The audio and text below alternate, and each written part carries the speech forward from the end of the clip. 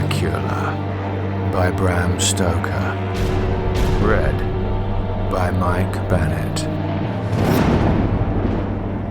Episode 19. Chapter 19. Jonathan Harker's Journal. 1st October, 5 a.m. I went with the party to the search with an easy mind, for I think I never saw Mina so absolutely strong and well. I am so glad that she consented to hold back and let us men do the work. Somehow it was a dread to me that she was in this fearful business at all. But now that her work is done, and that it is due to her energy and brains and foresight that the whole story is put together in such a way that every point tells, she may well feel that her part is finished, and that she can henceforth leave the rest to us. We were, I think, all a little upset by the scene with Mr. Renfield. When we came away from his room, we were silent till we got back to the study. Then Mr. Morris said to Dr. Seward, "Say, Jack, if that man wasn't attempting a bluff, he is about the sanest lunatic I ever saw. I'm not sure, but I believe that he had some serious purpose, and if he had, it was pretty rough on him not to get a chance." Lord Godalming and I was silent, but Dr. Van Helsing added, "Friend John, you know more of lunatics than I do, and I'm glad of it, for I fear if it had been to me to decide, I would, before that last hysterical outburst, have given him free. But we live and learn, and in our present task we must take no chance, as my friend Quincy would say. All is best as they are." Dr. Seward seemed to answer them both in a dreamy kind of way. "I don't know, but that I agree with you. If that man had been an ordinary lunatic, I would have taken my chance of trusting him. But he seems so mixed up with the Count in an indexy kind of way that I'm afraid of doing anything wrong by helping his fads. I can't forget how he prayed with almost equal fervour for a cat, and then tried to tear my throat out with his teeth. Besides, he called the Count Lord and Master, and he may want to get out to help him in some diabolical way. That horrid thing has the wolves and the rats and his own kind to help him, so I suppose he isn't above trying to use a respectable lunatic. He certainly did seem earnest, though. I only hope we have done what is best. These things, in conjunction with the wild work we have in hand, help to unnerve a man." The professor stepped over, and laying his hand on his shoulder, said in his grave, kindly way, "Friend John, have no fear. We are trying to do our duty in very sad and terrible case. We can only do as we deem best. What else have we to hope for, except the pity of the good God?" Lord Godalming had slipped away for a few minutes, but now he returned. He held up a little silver whistle as he remarked, "That old place may be full of rats, and if so, I've got an antidote on call." Having passed the wall, we took our way to the house, taking care to keep in the shadows of the trees on the lawn when the moonlight shone out. When we got to the porch, the professor opened his bag and took out a lot of things, which he laid on the step, sorting them into 4 little groups, evidently one for each. Then he spoke.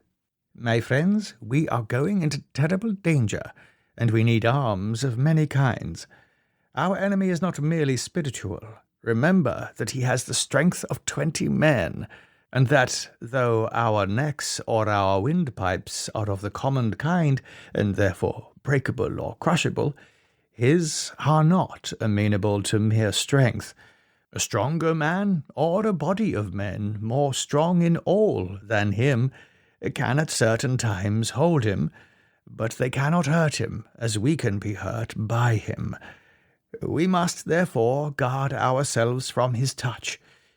Keep this near your heart." As he spoke, he lifted a little silver crucifix and held it out to me, I being nearest to him. "Put these flowers round your neck." Here he handed me a wreath of withered garlic blossoms. "For other enemies more mundane, this revolver and this knife.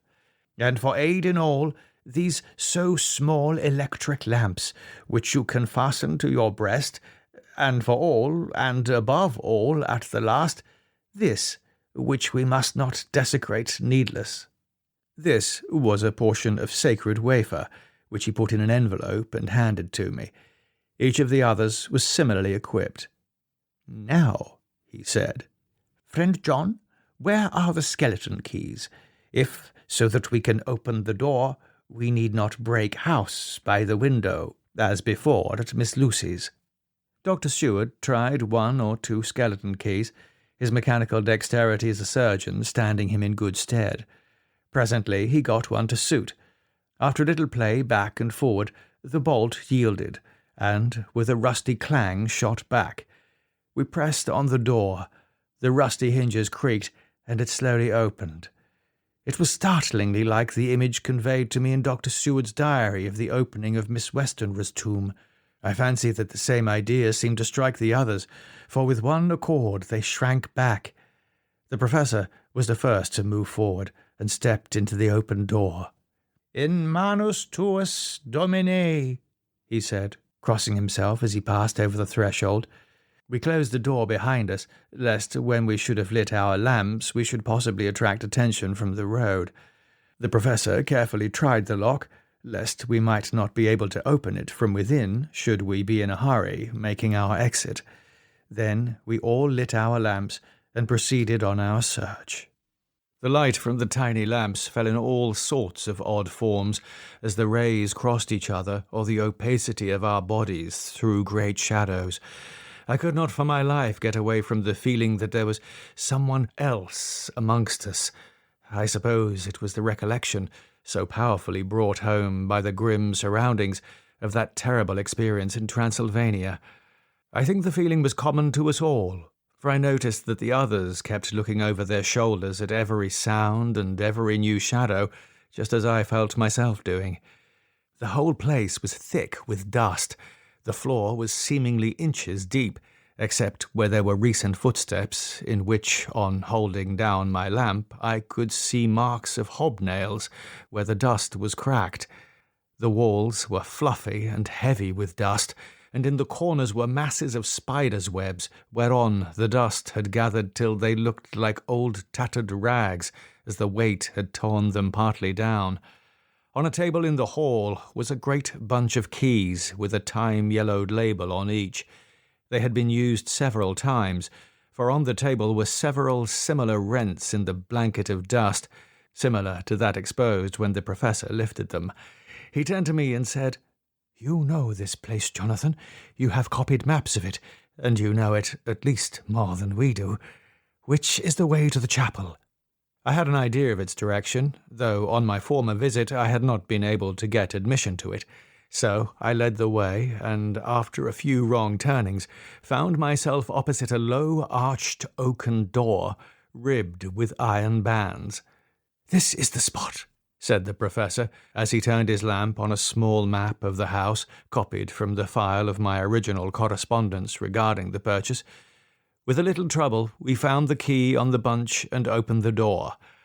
We were prepared for some unpleasantness, for as we were opening the door, a faint, malodorous air seemed to exhale through the gaps, but none of us ever expected such an odour as we encountered.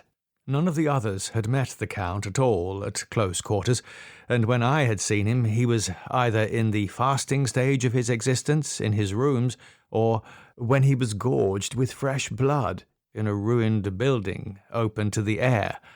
But here the place was small and close, and the long disuse had made the air stagnant and foul. There was an earthy smell, as of some dry miasma, which came through the foul air. But as to the odour itself, how shall I describe it? It was not alone that it was composed of all the ills of mortality and with the pungent, acrid smell of blood, but it seemed as though corruption had become itself corrupt. Oh, it sickens me to think of it. Every breath exhaled by that monster seemed to have clung to the place and intensified its loathsomeness. Under ordinary circumstances, such a stench would have brought our enterprise to an end, but this was no ordinary case, and the high and terrible purpose in which we were involved gave us a strength which rose above mere physical considerations. After the involuntary shrinking consequent on the first nauseous whiff, we one and all set about our work as though that loathsome place were a garden of roses. We made an accurate examination of the place, the professor saying as we began, "The first thing is to see how many of the boxes are left. We must then examine every hole and corner and cranny and see if we cannot get some clue as to what has become of the rest." A glance was sufficient to show how many remained, for the great earth chests were bulky, and there was no mistaking them. There were only 29 left out of the 50. Once I got a fright, for seeing Lord Godalming suddenly turn and look out of the vaulted door into the dark passage beyond, I looked too, and for an instant my heart stood still.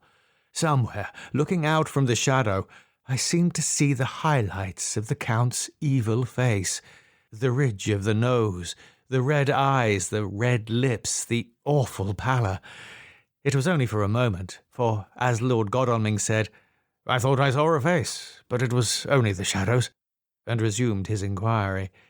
I turned my lamp into the direction and stepped into the passage.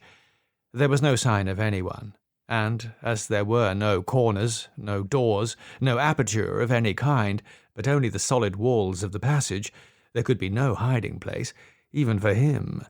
I took it that fear had helped imagination, and said nothing.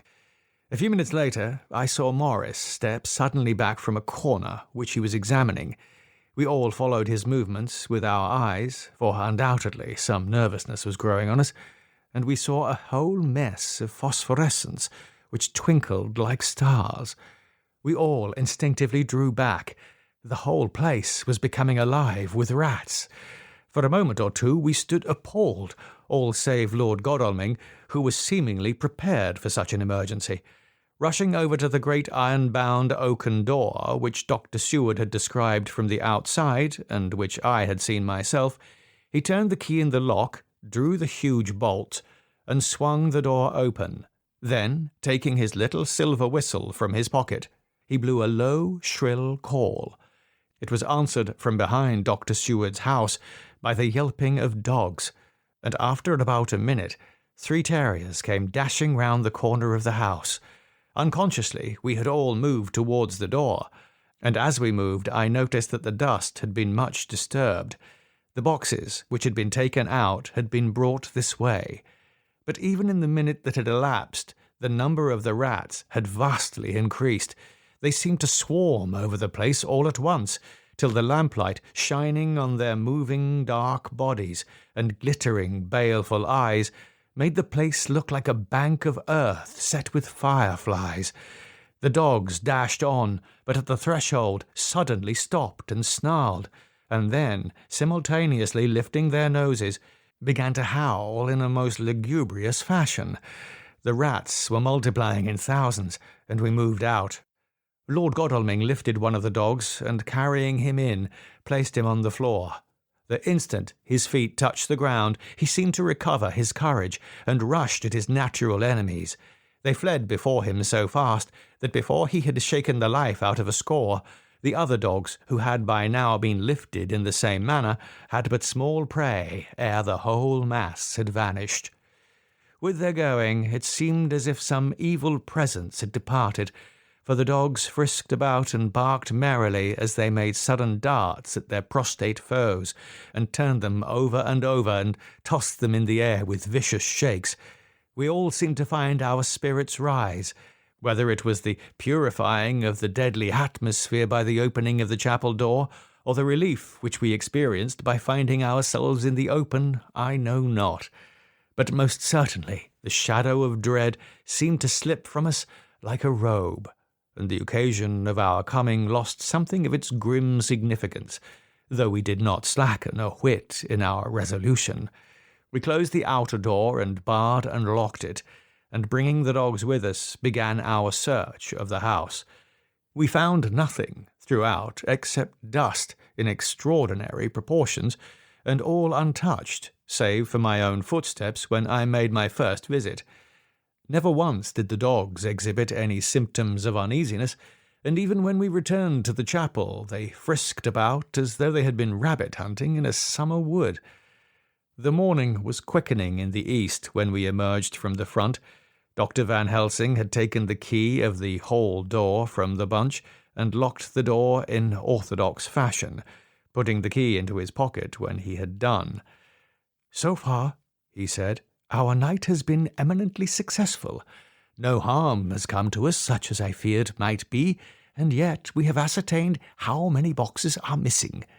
More than all do I rejoice that this, our first and perhaps our most difficult and dangerous step, has been accomplished without the bringing thereinto our most sweet Madame Mina, or troubling her waking or sleeping thoughts with sights and sounds and smells of horror which she might never forget. One lesson, too, we have learned, if it be allowable to argue a particulari, that the brute beasts, which are to the Count's command, are yet themselves not amenable to his spiritual power. For look, these rats that would come to his call, just as from his castle top he summoned the wolves to your going and to that poor mother's cry, though they come to him, they run pell-mell from the so little dogs of my friend Arthur. We have other matters before us, other dangers, other fears, and that monster, he has not used his power over the brute world for the only or the last time tonight. So be it that he has gone elsewhere. Good. It has given us opportunity to cry check in some ways in this chess game, which we play for the stake of human souls. And now let us go home. The dawn is close at hand, and we have reason to be content with our first night's work. It may be ordained that we have many nights and days to follow, if full of peril, but we must go on, and from no danger shall we shrink." The house was silent when we got back, save for some poor creature who was screaming away in one of the distant wards, and a low moaning sound from Renfield's room. The poor wretch was doubtless torturing himself, after the manner of the insane, with needless thoughts of pain. I came tiptoe into our own room, and found Mina asleep, breathing so softly that I had to put my ear down to hear it. She looks paler than usual. I hope the meeting tonight has not upset her. I am truly thankful that she is to be left out of our future work, and even of our deliberations. It is too great a strain for a woman to bear. I did not think so at first, but I know better now. Therefore, I am glad that it is settled.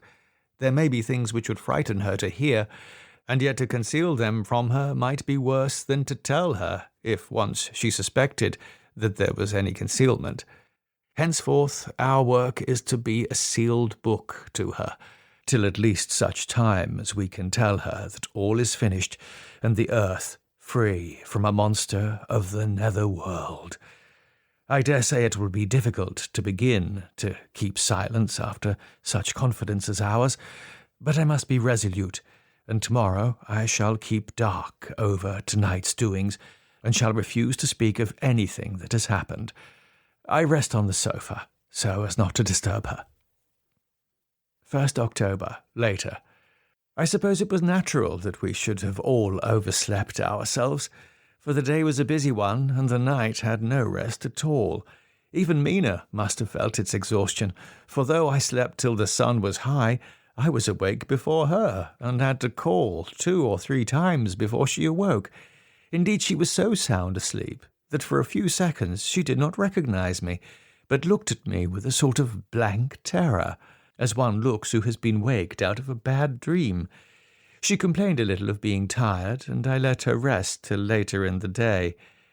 We now know of 21 boxes having been removed, and if it be that several were taken in any of these removals, we may be able to trace them all. Such will, of course, immensely simplify our labour, and the sooner the matter is attended to, the better. I shall look up Thomas Snelling today. Dr. Seward's Diary, 1st October. It was towards noon when I was awakened by the Professor walking into my room. He was more jolly and cheerful than usual, and it is quite evident that last night's work has helped to take some of the brooding weight off his mind. After going over the adventure of the night, he suddenly said, "Your patient interests me much. May it be that with you I visit him this morning, or if that you are to occupy, I can go alone if it may be. It is a new experience to me to find a lunatic who talk philosophy and reason so sound." I had some work to do, which pressed, so I told him that if he would go alone I would be glad, as then I should not have to keep him waiting. So I called an attendant and gave him the necessary instructions. Before the professor left the room, I cautioned him against getting any false impression from my patient. "But," he answered, "I want him to talk of himself and of his delusion as to consuming live things. He said to Madame Mina, as I see in your diary of yesterday, that he had once had such a belief. Why do you smile, friend John?" "Excuse me," I said, "but the answer is here." I laid my hand on the typewritten matter. When our sane and learned lunatic made that very statement of how he used to consume life, his mouth was actually nauseous with the flies and spiders which he had eaten just before Mrs. Harker entered the room. Van Helsing smiled in turn. "Good," he said. "Your memory is true, friend John. I should have remembered. And yet it is this very obliquity of thought and memory which makes mental disease such a fascinating study. Perhaps I may gain more knowledge out of the folly of this madman than I shall from the teaching of the most wise. Who knows?" I went on with my work, and before long was through that in hand. It seemed that the time had been very short indeed, but there was Van Helsing back in the study. "Do I interrupt?" he asked politely as he stood at the door. "Not at all," I answered. "Come in. My work is finished, and I am free. I can go with you now if you like." "It is needless. I have seen him." "Well?" "I fear that he does not appraise me at much. Our interview was short.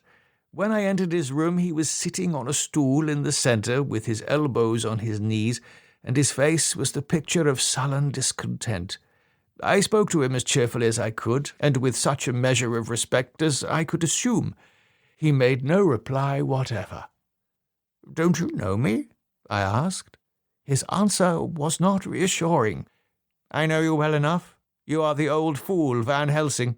I wish you would take yourself and your idiotic brain theories somewhere else. Damn all thick-headed Dutchmen." Not a word more would he say, but sat in his implacable sullenness as indifferent to me as though I had not been in the room at all. Thus departed for this time my chance of much learning from this so clever lunatic. So I shall go, if I may, and cheer myself with a few happy words with that sweet soul Madame Mina. Friend John, it does rejoice me unspeakable that she is no more to be pained, no more to be worried with our terrible things. Though we shall much miss her help, it is better so." "I agree with you with all my heart," I answered earnestly, for I did not want him to weaken in this matter. "Mrs. Harker is better out of it. Things are quite bad enough to us, all men of the world, and who have been in many tight places in our time, but it is no place for a woman, and if she had remained in touch with the affair, it would, in time, infallibly have wrecked her. So, Van Helsing has gone to confer with Mrs. Harker and Harker. Quincy and Art are all out following up the clues as to the earth boxes. I shall finish my round of work, and we shall meet tonight." Mina Harker's Journal, 1st October. It is strange to me to be kept in the dark as I am today, after Jonathan's full confidence for so many years, to see him manifestly avoid certain matters, and those the most vital of all. This morning I slept late after the fatigues of yesterday, and though Jonathan was late too, he was the earlier. He spoke to me before he went out, never more sweetly or tenderly, but he never mentioned a word of what had happened in the visit to the Count's house. And yet he must have known how terribly anxious I was. Poor dear fellow, I suppose it must have distressed him even more than it did me. They all agreed that it was best that I should not be drawn further into this awful work, and I acquiesced.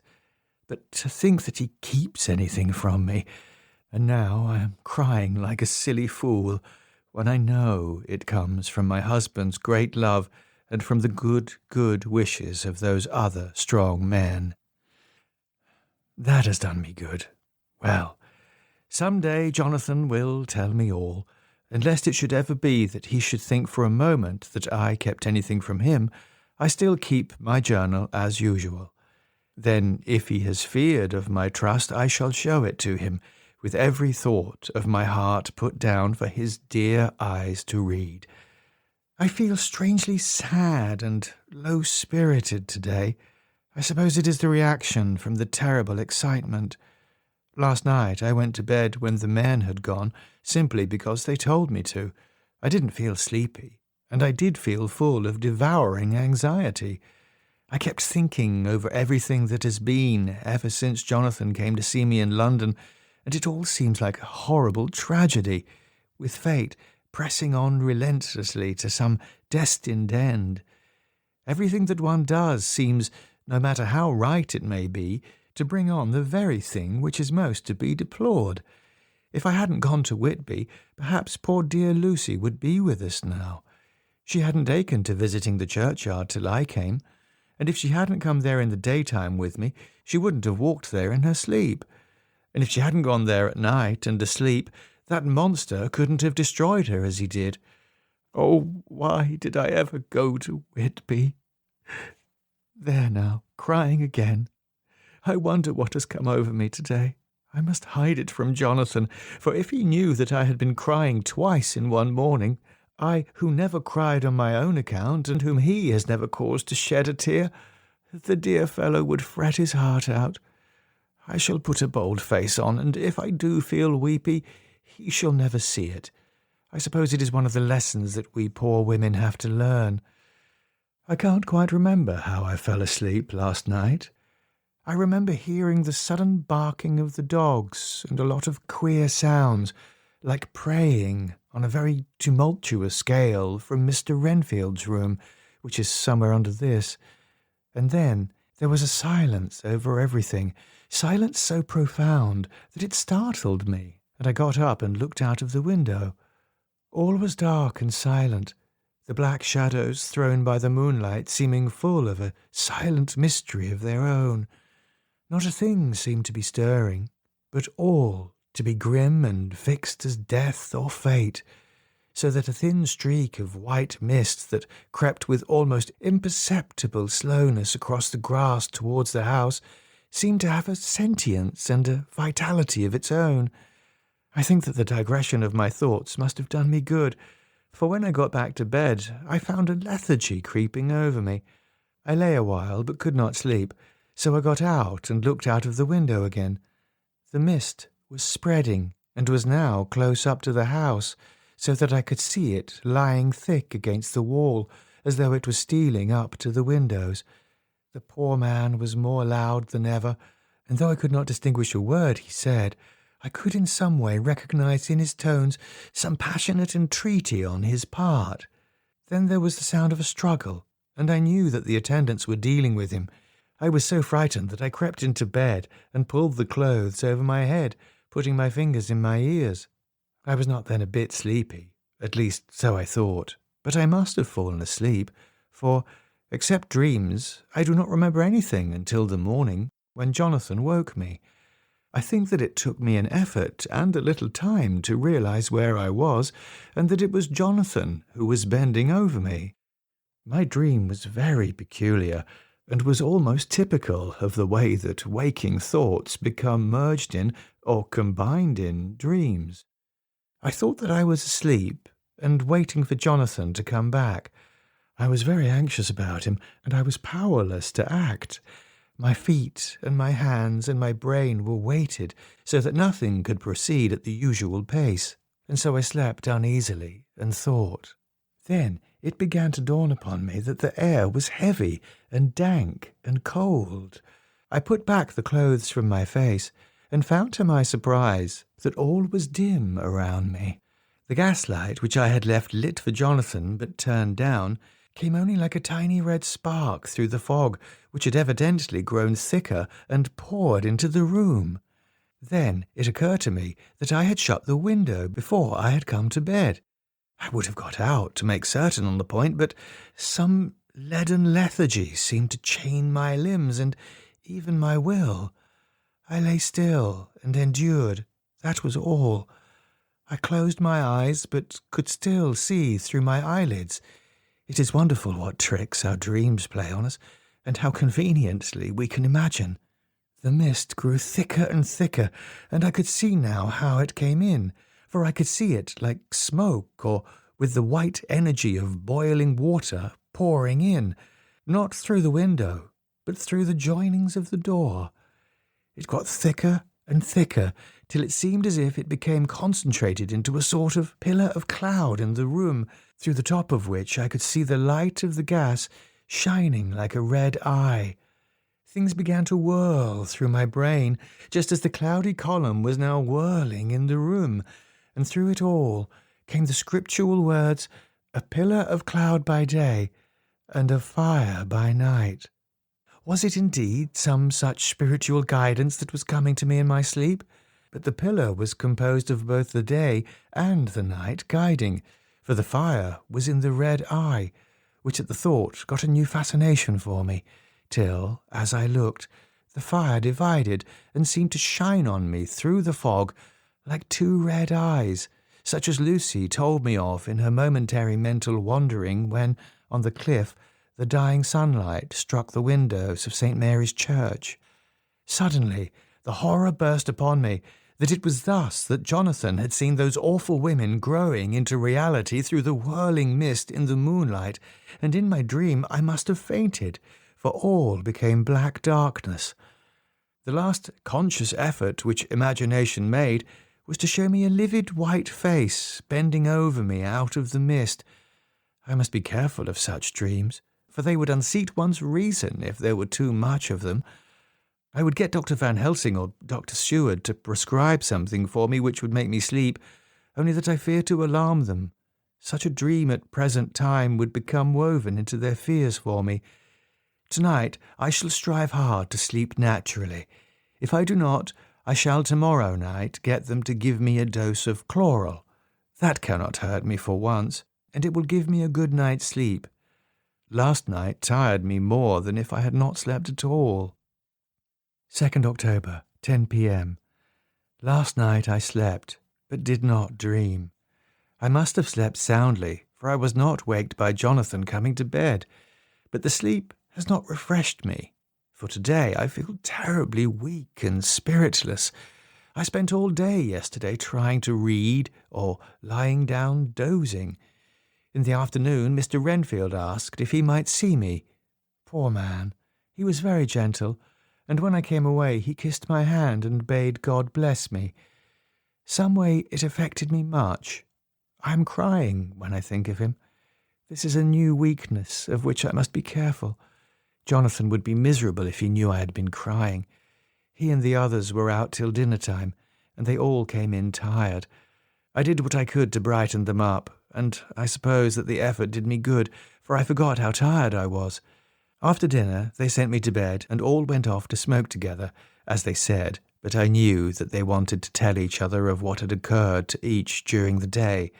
I could see from Jonathan's manner that he had had something important to communicate. I was not so sleepy as I should have been, so before they went I asked Dr. Seward to give me a little opiate of some kind, as I had not slept well the night before. He very kindly made me up a sleeping draught, which he gave to me, telling me that it would do me no harm, as it was very mild. I have taken it, and am waiting for sleep, which still keeps aloof. I hope I have not done wrong, for as sleep begins to flirt with me, a new fear comes, that I may have been foolish in thus depriving myself of the power of waking. I might want it. Here comes sleep. Good night. The music on the podcast is by Andrew Rothman. For more information, go to arothman.com.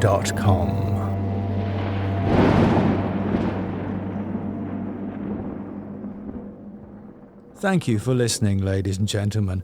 I hope you're enjoying the podcast, and if you are, and you're especially partial to a ripping vampire story, I can wholeheartedly recommend my podcast of my own vampire novel, which I'm sure comes as no surprise. It's called Underwood and Flinch. It's a contemporary novel set in a British expat community in Spain, and into that community comes a vampire. Here's the blurb. All David Flinch ever wanted was a normal life. But when you're a member of the Flinch family, normal has never been easy.